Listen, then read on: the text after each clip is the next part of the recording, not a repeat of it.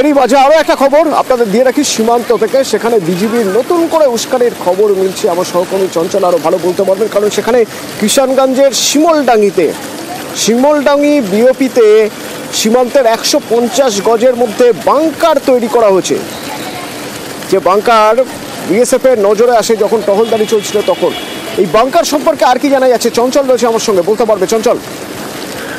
দেখো অভিনন্দন, তোমাকে জানিয়ে রাখি যে রবিবার সকালে কিষানগঞ্জ সেক্টরের যে 60 ব্যাটালিয়ন যে রয়েছে সেই ব্যাটালিয়নের জওয়ানরা তার টহলদারি দিয়েছিল ঠাকুরগাঁও সীমান্তবর্তী যে এলাকা রয়েছে, যে শিমলডাঙ্গি এলাকা, সেই এলাকাগুলিতে।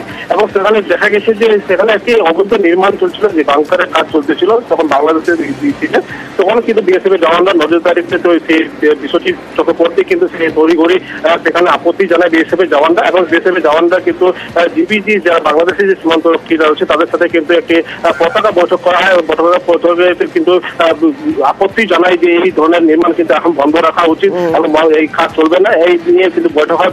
দীর্ঘক্ষণ বৈঠক চলার পরে কিন্তু সেই কাজ বন্ধ করে দেয় এবং লক্ষ্য রাখা উচিত আরো কথা এই অবৈধভাবে নির্মাণ যে বাংকার তৈরি হচ্ছে সেই দিক দিয়েও নজর রাখা হচ্ছে। তবে বিএসএফ এর জওয়ানরা জানিয়েছেন, সূত্রে যেটা জানা গেছে, যে এই ধরনের যে অবৈধ নির্মাণ এতে কিন্তু যারা ঘুষপেটি অর্থাৎ যারা বাংলাদেশ সীমান্ত দিয়ে যারা অবৈধভাবে যে পারাপার হয় তাদের সুবিধার জন্য এই ধরনের কাজ হয়ে থাকে। সবসময় আমরা দেখে আসছি, এর আগেও কিন্তু অনেক জায়গায় কিন্তু বাংকার তৈরি ধরা পড়েছে। তবে এই যে ঘটনা যে ঘটেছে তা নিয়ে কিন্তু উদ্বেগ বেড়েছে বিএসএফ এবং লাগাতার কিন্তু বিএসএফ এর জওয়ানরা কিন্তু গড়ভাবে টহলদারি চালাচ্ছে বলে।